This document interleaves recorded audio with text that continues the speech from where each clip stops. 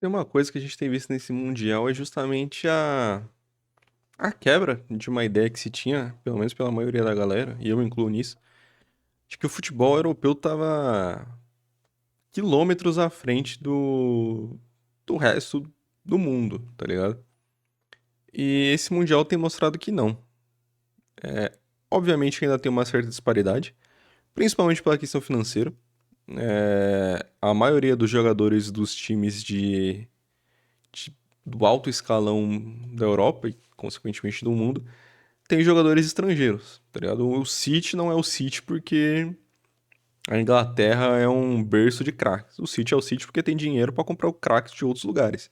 Então é óbvio que a gente sabe que os times brasileiros, por exemplo, têm inúmeros jogadores bons, mas que obviamente são levados muito cedo justamente por times europeus. O City é um exemplo, o Brighton é um exemplo que normalmente nos últimos anos tem feito a limpa na América do Sul, pegando os moleques daqui novão e vendendo sei lá quantas vezes mais. Os times portugueses fazem isso muito bem, o Benfica e o Porto, principalmente, de pegar jogador novinho aqui e pagar três pastel e uma coca e revender por um banquete. E é uma parada que a gente tem visto muito no Mundial agora e é uma das paradas que tem sido mais atrativas, que é justamente ver times que a gente não imaginava que seriam tão. Ou um time europeu que parecia ser tão forte que não acaba sendo, ou um time brasileiro que parecia ser mais fraco e acaba se mostrando muito mais. O Fluminense, pra mim, talvez seja o melhor exemplo, porque dos brasileiros eu imaginava que o Fluminense seria o que estaria mais disposto a cair cedo, tá ligado? Porque talvez seja o que tem menos investimento ali, de elenco principalmente. E de técnico não, de técnico eu já achava o Renato Paiva o mais fraco dos quatro. Mas se você compara com o Flamengo, que tem o Abel Ferreira, que é o melhor técnico dos últimos anos, e o Felipe Luiz, que por mais que seja muito novo, tem mostrado ideias muito boas e tem mostrado que sabe muito bem comandar uma equipe. Mesmo uma equipe de ponta com jogadores grandes, como é o caso do Flamengo. No caso do Fluminense, pelo Renato Gaúcho ter chegado há pouco tempo, e o Renato Paiva realmente não esperava nada. E o Botafogo eu achava que talvez ele poderia se manter mais pela individualidade dos jogadores do que por qualquer contexto de tática e tal, que isso acabou caindo por terra também, porque por mais que tenha caído pro Palmeiras de uma maneira meio vergonhosa, se abdicando de jogar pela estratégia do Renato Paiva, também ganhou do PSG, o atual campeão da Champions, na base da tática, se defendendo pra caralho e jogando no contra-ataque. E aí o Fluminense, por exemplo, eu imaginava que fosse cair mais cedo, mas não, o Renato Gaúcho tem se mostrado um baita. Não que, assim, não que o Renato não seja um baita técnico, mas ele tem se mostrado mais do que eu imaginei que seria. Eu imaginava que o Fluminense fosse passar da fase de grupos, até porque o único time competitivo ali era o Borussia. Acabou dando uma certa complicada, o Mamelodi Sandals se mostrou um time mais bem treinado do que a maioria de nós imaginava. Mas o Fluminense ainda assim conseguiu passar, pegou a Inter de Milão e passou também por cima. E a Inter, mesmo sem o Inzaghi, estando bem bagunçada, assim, é verdade, mas ainda assim é a vice-campeã da Champions de 2 meses atrás. E ainda assim tomou um 2-0 pro Flu, com o Fluminense jogando bem para um caralho, tá ligado? Mas enfim, eu falei tudo isso porque o vídeo de hoje vai ser lá do Andrei, de um time do interior que enfrentou os gigantes europeus. Eu não sei qual time ele vai ser aqui, porque é justamente o time do interior. Então, eu imagino que seja o interior de São Paulo, talvez, porque é onde tem os times de interior ali com mais força, mas talvez seja algum do Rio também, por exemplo. Mas eu quero muito ver porque normalmente nas décadas passadas era comum de você ver uns amistosos meio aleatórios, né? Inclusive, a gente mencionou o Fluminense do Mundial, tem o Fluminense contra a Itália, por exemplo. Tinha casos de seleção interestaduais, seleção de São Paulo contra a seleção do Rio. E tinha casos, por exemplo, de times do interior jogando amistosos ou uns torneios meio aleatórios com times europeus, tá ligado? E eu fiquei extremamente curioso. Justamente o dia que eu tô gravando isso aqui é na terça. E não tiveram muitos jogos. Hoje é um dia que tá com jogos mais fraquinhos, assim, pra assistir. Tem Real Madrid e Juventus, que o Real Madrid já ganhou. E um Al Hilal. Al Hilal não, Al Hilal meteu uma ataca no City ontem. E um Borussia e Monterrey agora. Tá rolando agora, inclusive, quando eu tô gravando isso aqui, umas 10 horas da noite. Então, eu gosto dessa vibe do Mundial, mas hoje tava meio sem. Eu falei, pô, eu achei esse vídeo aqui na lista que eu tenho de vídeos pra assistir, que eu salvei. Falei, pô, tô nessa vibe aqui, quero ver essa parada aqui, então bora. E já falei pra caralho, 5 minutos aqui só falando a introdução do vídeo, tá ligado? Bora lá. 1997, a Fiorentina da Itália se preparava para o começo de mais uma temporada cheia de expectativa. Com atacantes de nível mundial, como o belga brasileiro Luiz Oliveira e o craque argentino Gabriel Batistuta, a Viola arrumava sua casa para sediar mais um Memorial Czech Gori, no seu tradicional torneio de pré-temporada. Um dos adversários era a poderosa Lazio, comandada em campo pelo craque Pavel Nedved, e outro, o primeiro e único time de fora da Europa a participar dessa competição, o Grêmio São Carlense, do interior de São Paulo. Essa é a história de uma Caralho. confusão, daquelas que dão Eu gosto de imaginava que seria um time do interior, mas eu tava esperando, sei lá, uma Ponte Preta. Sei lá, mano. Um Guarani, qualquer coisa, tá ligado? O Grêmio São Carlense foi contar. Mas muito vamos começar pelo longe. começo. Talvez você me conheça desse vídeo, O técnico Wagner Mancini edita a própria Wikipédia. Pois é. ou não Esse também. vídeo é Não genial. tem muito- Esse vídeo é genial. Eu já conheci um Andrei, porque eu acho que eu tinha visto acho que algum vídeo do Casimiro reagindo a algum vídeo dele, não lembro. Mas achei esse vídeo aleatoriamente no meu Instagram. E esse vídeo é genial. Procurem depois no Instagram do Andrei. Esse vídeo é genial, cara. tempo que eu faço vídeo pra internet. Esse foi o primeiro que saiu da bolha. Moleque, toma essa. O técnico É. Wagner Mancini. Foi esse vídeo que eu vi do Casimiro vendo, então. Eu vi aí e depois vi no meu próprio Insta aleatoriamente. É muito bom esse vídeo, A mano. própria Wikipédia. Pega. Eu tinha acabado de ver um filme argentino chamado Medianeiras, e esse formato, uma voz meio monótona narrando um filme, acabou ficando na minha cabeça. Buenos Aires crece descontrolada e imperfecta. Es una ciudad superpoblada en un país desierto. Por acaso, eu sabia que o Wagner Mancini tinha editado a própria Wikipédia desde 2015, porque eu já trabalhava como jornalista naquela época, fui pesquisar alguma coisa e achei muito engraçado, mas eu guardei a informação porque eu não sabia o que eu ia fazer com ela. Assim como aquele dia de 2015 me trouxe essa história 9 anos depois, a maior parte das histórias desse canal surgem de outras histórias. Por causa desse vídeo e do fato do Wagner Mancini querer frisar que nunca treinou o São Carlense, eu tive que pesquisar sobre esse clube. E eu descobri ouro. Na verdade, eu descobri um livro. Calma aí. Esse aqui, que conta como o Grêmio São Carlense conquistou a Europa. No fim desse vídeo, eu acho que ele vai conquistar o seu coração também. Eu tô muito curioso pra ver isso aqui, tá? Muito curioso. Eu aproveito, claro, para pedir o seu like e a sua inscrição nesse canal. A gente chegou a 10 mil inscritos, o que eu já acho uma grande maluquice, mas eu tenho certeza que podemos fazer ainda Inclusive, melhor. essa E se camisa você do tem City que ele tá histórias usando, você acha que vale me a parece ser investigação que você quer bonita pra compartilhar, caralho. coloque nos comentários que a gente dá uma olhada Eu e não vai sei de atrás. que ano Se que você é. olhar a tabela da Série A4 do porra. Paulistão, você vai encontrar o São Carlense, que na verdade se chama Grêmio São Carlense. Essa informação vai ser importante depois. O Grêmio São Carlense de hoje não é o mesmo Grêmio São Carlense dos anos 90. O de eu hoje ia foi falar fundado isso. em 2016, porque o antigo tinha desaparecido do futebol profissional em 2005, quando se licenciou da Federação Paulista por problemas administrativos. São Carlos é uma cidade do interior de São Paulo, famosa pela sua pizza de alface e por universidades importantes. Pizza de Mas a alface? história desse vídeo não é minha, é desse São Carlense, o Leonardo. Então, assim, eu sou gaúcho, mas passei infância e adolescência em São Carlos. Tenho sangue gaúcho, mas cresci como São Carlense. O Leonardo Cantarelli é uma dessas figuras que tornam o meu trabalho possível. Uma dessas raras almas espalhadas pelo mundo que se debruçam em arquivos públicos, em bibliotecas e tentando uma resposta no WhatsApp de ex-jogadores que não fazem a menor ideia do que ele tá falando. Ele foi o autor desse livro e quem merece todos os créditos por levantar essa história fantástica. Em 1997, os jogadores do Grêmio São Carlense chegaram para treinar e foram surpreendidos com uma pergunta. Quem aí tem passaporte? Quem não tinha, teve que ir a Ribeirão Preto tirar, sem fazer ideia de para onde estava indo. Inglaterra, Itália, os dois. O elenco jovem foi reforçado com jogadores de um empresário, e assim foi montada a delegação que ia viajar para a Europa, em que boa parte se conheceu no aeroporto e nunca tinha treinado junto. Em 29 de Caralho. julho, eles embarcaram em direção a Liverpool, na Inglaterra, onde ficaram hospedados, porque iam jogar na cidade vizinha o seu primeiro confronto europeu, contra o Burnley em Turf Moor.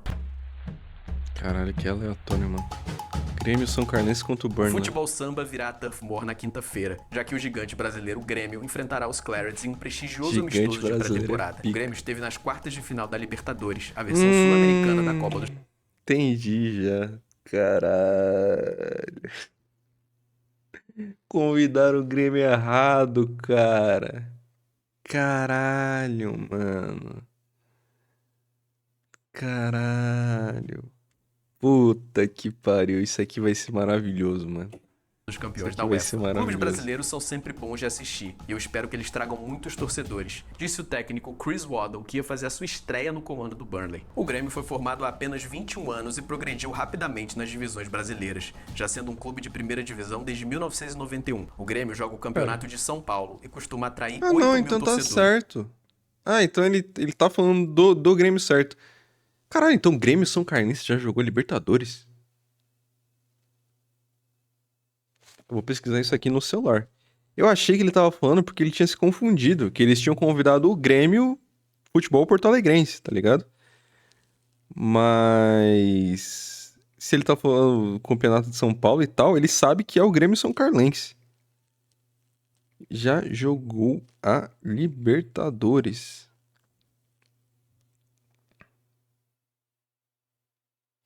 Pera.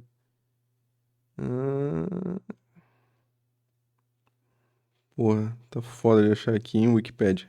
Caralho. Libertadores. Porra, tá uma merda pra achar isso aqui, mano. Enfim, foda-se. Vamos continuar o vídeo.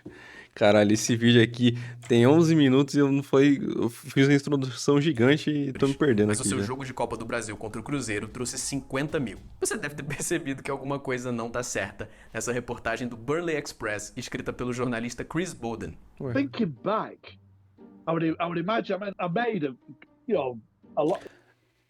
Tá, então eu acho que eles confundiram uma parte da história. Eles sabem que era o Grêmio São Carlense, do interior de São Paulo, mas confundiram os jogos e tal com o Grêmio de Porto Alegre. É isso? A few attempts to try and contact reporters in Brazil, and I don't think I had a great deal of success. I don't think there was a great deal of information from the football club, from Burnley itself.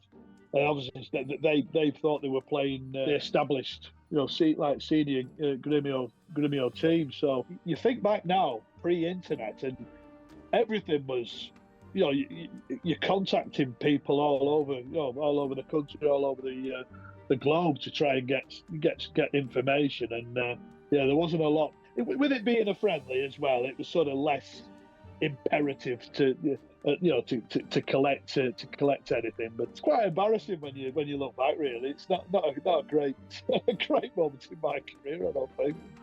O Chris me atendeu com uma gentileza incrível. Yeah, in 1997, I was 22 years old, and I'd been working as a sports reporter on the Burnley Express newspaper for 3 years then, predominantly covering Burnley. E era um Burnley incrível de se cobrir. Eles estavam na terceira divisão do futebol inglês, que por alguma razão inexplicável era chamada de Second Division, mas viviam uma grande expectativa por causa da chegada do novo técnico, Chris Waddle, um importante jogador inglês da década de 80. Só que tem um plot twist aí. Ele ainda não tinha parado de jogar quando assumiu o Burnley. Na verdade, ele tinha sido contratado justamente para ser jogador e técnico ao mesmo tempo, coisas que só os anos 90 faziam pela gente. Midfield man Michael Williams was with Waddle at Sheffield Wednesday, while Gordon Se botar o Xabi Alonso ali no meio do Real Madrid, ele ainda joga.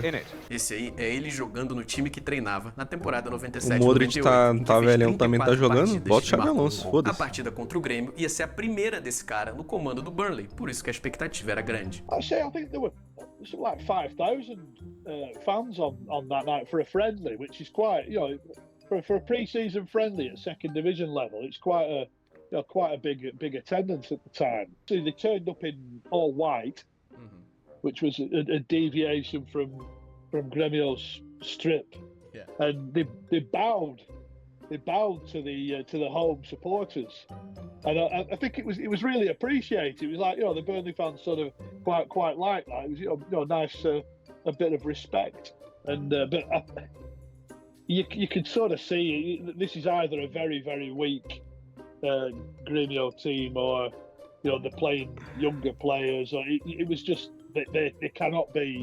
Então eles realmente confundiram os dois Grêmios. A partida acabou com vitória por 1-0 do Burnley sobre o campeão da Copa do Brasil, Grêmio. E o time da casa ficou feliz da vida com uma vitória importante dessas, mesmo o Grêmio tendo colocado jogadores reservas. It tells you all you need to know about the world pre-internet, doesn't it? O jogo seguinte ia ser contra outro time das divisões inferiores da Inglaterra, o Tranmere Rovers, que manda seus jogos na região metropolitana de Liverpool. Ao contrário do Burnley, pelo menos o Tranmere parecia saber mais ou menos contra quem estava jogando. Um dos melhores times do estadual de São Paulo, o Grêmio Esportivo São Carlense, com I. Não é sempre que temos a oportunidade de medir forças contra um dos maiores times da América do Sul, disse o técnico John Aldridge. Antes da bola rolar, uma pequena homenagem ao Brasil, com essa moça aleatória vestida de Carmen Miranda. So we kick off here at Prenham Park then, Tranmere Rovers versus Grêmio Paulista. O Tranmere até se surpreendeu, mas acabou se impondo e vencendo a partida por 2-0. Branch with the shot. Oh, that's a great goal by Ter imagens desse jogo é loucura. Finally get the breakthrough which they deserve. Up he steps and goal. There we go. Alan Thompson makes it 2-0 to Tranmere Rovers. Dá pra ver, inclusive, que teve essa pequena confusão no fim da partida. Shot there. Now perhaps again getting a bit out of control here. And well, all the Grêmio Paulista players. 2 jogos, 2 derrotas, e acabava assim a primeira etapa da viagem, a passagem do Grêmio São Carlense pela Inglaterra. Mas faltava a cereja do bolo, a Itália. Deixa eu dar uma pequena pausa nesse vídeo para te dizer que esse vídeo só é possível graças ao apoio da KTO. Lá você encontra as melhores odds do mercado em todos os campeonatos possíveis. E com o cupom Andrei, você ganha até 20% de bônus no primeiro depósito. Lembrando, pelo amor de Deus, que aposta é coisa de maior de idade, não é investimento. E quem falar que é, tá mentindo. E não aposte Com no Santos, responsabilidade, por senão você favor. vai perder também. Valeu, KTO, tamo junto. Pra quem não viveu essa época, pode parecer estranho hoje, mas o futebol italiano, na década de 90, era o melhor do mundo, mais ou menos como a Premier League é hoje. Os grandes craques do mundo estavam lá: Ronaldo Fenômeno na Inter, Jorge Weah no Milan, Roberto Baggio na Juventus e Gabriel Batistuta na Fiorentina. O primeiro compromisso do pequeno gigante Grêmio São Carlense foi contra o Perugia, um time da segunda divisão italiana que não tinha jogadores famosos. Quer dizer... Quando o assessor do Perugia me passou a escalação, eu vi Materazzi ali. Aí eu perguntei pro assessor, mas é o Materazzi ali da seleção de 2006, ele falou, sim, aquele mesmo Materazzi. E eles não imaginavam que eles tinham enfrentado o Materazzi ali, né? Pois é, o jovem zagueiro Marco Materazzi entrou no decorrer de Perugia 3, Grêmio São Carlense 1. O Perugia foi só a primeira partida antes do momento mais importante. A capital do Renascimento, Florença. Talvez você já tenha visto a camisa da Fiorentina da temporada 97-98 por aí. Ela virou um ícone cult por causa desse patrocínio fantástico da Nintendo. E Bonito por causa dos caralho. craques que vestiram essa camisa. O meia Rui Costa, o atacante Gabriel Batistuta e o Edmundo, que chegou no meio da temporada e ainda não estava nesse time. O presidente da Fiorentina nessa época era um cara chamado Vittorio Cecchi Gori, filho de um cineasta muito famoso que se chama Mario Cecchi Gori. Todo ano, a Fiorentina organizava um torneio de pré-temporada chamado Memorial Cecchi Gori, em homenagem ao ilustre pai do presidente. Naquele ano, os clubes convidados foram Alásio de Pavel Nedved, Alessandro Nesta, Alen Boksic e Roberto Mantini e, por que não, o Grêmio São Carlense. Era um regulamento um pouco esquisito. Lazio e Grêmio serão os primeiros a irem a campo, 45 minutos mais pênaltis, em caso de empate. Pois é, os jogos não eram de 90 minutos, eram só por um tempo. A Fiorentina jogará contra o perdedor da partida inaugural e depois com o vencedor. A classificação para a final se estabelecerá com o seguinte critério: 3 pontos para quem vencer o jogo nos 45 minutos, 2 para quem vencer nos pênaltis, 1 para quem perder nos pênaltis e 0 para quem perder os 45. Todos os jogos aconteceram no dia 5 de agosto no estádio Artemio Franchi, um dos mais charmosos da Europa. O estádio da Fiorentina era bem intimidador para nós. Víamos o alambrado e faixas enaltecendo o Batistuta. Eu só pensava, onde é que a gente tá pisando? Era muito fora da nossa realidade, disse o atacante na tela. A Lazio não teve pena e o técnico Sven-Goran Eriksson escalou logo o time completo. O primeiro lance desse jogo foi um pênalti que o Pepe Signori cobrou e o goleiro Silvio defendeu. Mas a superioridade, cedo ou tarde, acabou se impondo. Com 2 gols sobre os modestos brasileiros e uma assistência de Nedved, a Lazio venceu. Boksic e Signori marcaram os gols. Como o Grêmio São Carlense perdeu, era hora de enfrentar a dona do torneio, a Fiorentina. A Viola escalou um time misto e venceu por 1-0 com gol do maranhense Luiz Oliveira, que depois ia disputar a Copa de 98 pela Bélgica e ficar conhecido como Oliveira. Mas a turnê europeia do Grêmio São Carlense ainda não tinha acabado. Faltava um compromisso, o mais obscuro de todos e o mais difícil de conseguir informação. O L'Aquila Calcio é um pequeno time da região de Abruzzo, no centro da Itália. Para comemorar o seu aniversário de 50 anos, eles decidiram organizar um triangular e convidaram um time que a essa altura já era especialista em triangulares. o Grêmio São Carlense. Pra completar, Mano, que loucura, obviamente, mano. a seleção sub-20 dos Emirados Árabes Unidos. Eu juro que eu não tô inventando isso. Existe muito pouco registro desses dois jogos e, de acordo com o Leonardo, até a memória dos jogadores é meio desencontrada. Os fatos são: o jornalista Aenders Almeida, que acompanhou o São Carlense na viagem, ganhou uma camisa do L'Aquila Caudio. E o time voltou com um troféu. Então, os jogos existiram. Não lembro bem dos resultados, disse o Neto. Só sei que se alguém falar que vencemos algum jogo, vai estar mentindo. Você sabe que São Carlos também é uma cidade universitária, né? Aí tem uma república que um dos caras queria o livro e falou: vou apresentar pra você um pipoqueiro do time e tal, que era o seguinte, é um senhorzinho, eu já não lembro o nome, e o senhorzinho já sofreu um pouco de perder a memória, essas coisas, né? E eles diziam que o senhorzinho contava pra eles que o Grêmio São Carlos tinha ido jogar na Europa, com Lazio, Fiorentina, não sei o que, e eles falaram: mentira isso aí, ele tá doido, Parece ele tá muito cagado. papo Aí, quando eles viram meu livro, eles viram que era de verdade. vô, tá ligado? O Grêmio São Carlense voltou pra casa sem vencer nenhum jogo, mas com uma história deliciosa na bagagem. Mas talvez você tenha chegado até aqui nesse vídeo com a mesma dúvida que eu. Por que o Grêmio São Carlense? Só que se Porque chamava confundindo Grêmio. com o Grêmio. E ali talvez alguma corzinha azul ali que dá um migué. Sim, só por chamar Grêmio. É Eu acho que foi- tipo. É tipo o que aconteceu uns tempos atrás, que aconteceu até mais de uma vez, de alguns jogadores de times adversários, ou inclusive do próprio Corinthians, que iam fazer aquelas artes de pré-jogo, tá ligado? Normalmente o jogador bota uma foto dele, uma montagem muito louca e um versículo da Bíblia, tá ligado?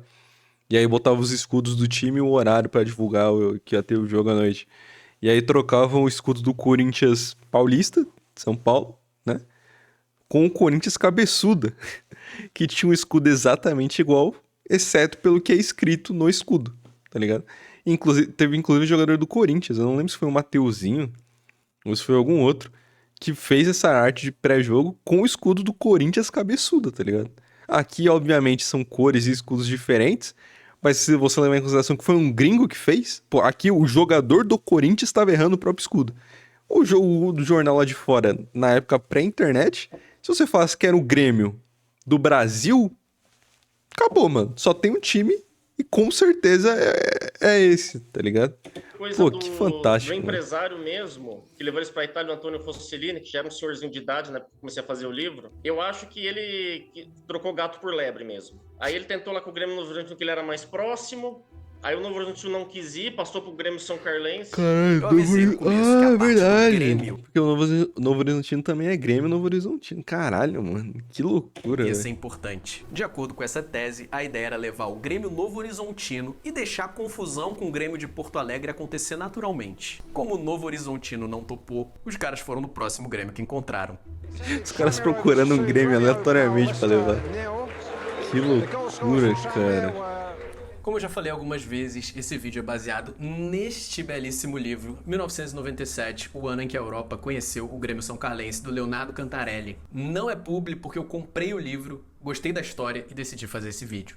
Em todo caso, eu vou deixar o link na descrição se você também quiser comprar. Tem muito mais detalhes e depoimentos dos jogadores que eu omiti desse vídeo também para não estragar o livro do Leonardo. O meu nome é Andrei Rastock, eu sou jornalista independente audiovisual e se eu editei esse vídeo certo, na tela você vê agora o meu Instagram e o meu TikTok. Se você gostou desse vídeo, lá tem mais histórias, só que em formato de Reels curtinho. E se você chegou até aqui, talvez você goste de outros vídeos desse canal. Eu separei 2 para Eu te gosto, indicar. acredite. Um explica por que a gente não usa a camisa 0 no futebol.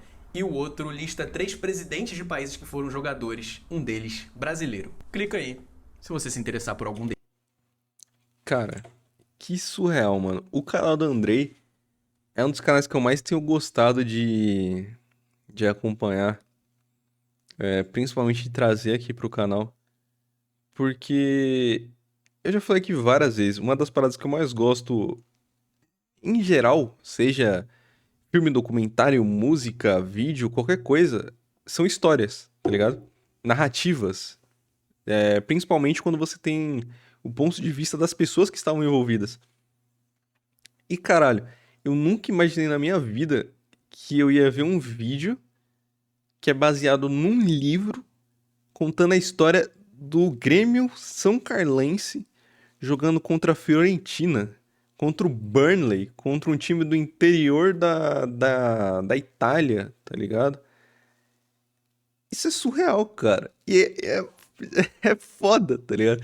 Levando em consideração que a ideia dos caras, propositalmente, era levar o Novo Horizontino e deixar que rolasse a confusão com o verdadeiro Grêmio, já é surreal. E o fato do Novo Horizontino não ter topado os caras procurarem aleatoriamente outro Grêmio só por conta do nome beira a maluquice e ao mesmo tempo a genialidade, cara. Isso é surreal, mano. Que bagulho bom, cara. Que bagulho bom. E o André, ele traz esse tipo de história de uma maneira muito bem contada, mas também com muito fácil de assistir, tá ligado? Não é aquele tipo de coisa maçante, por exemplo. Ele poderia só ter lido o livro ali, lido uns capítulos do livro e acabou, mas não. Ele traz isso com imagens e com a forma de narrar que é muito interessante, cara. Tá ligado? Se o Andrei lançasse, sei lá, um filme de algum conteúdo de futebol, eu acho que eu assistiria sem, porra, sem piscar, tá ligado? Porque é realmente muito bom, mano. Muito bom mesmo. Caralho, mano. Esse é o tipo de história que você começa a contar na roda dos amigos como curiosidade, tá ligado? Você tá meio sem assunto e tal, já tá, pô, aquele fim de rolê que tá todo mundo meio cansado, você puxa assim do nada. Pô, você sabia que o Grêmio São Carlense já jogou com a Fiorentina, com a Lazio? Mano, cara, isso é surreal. Eu tô encantado com essa história, mano. Eu tô encantado com essa história.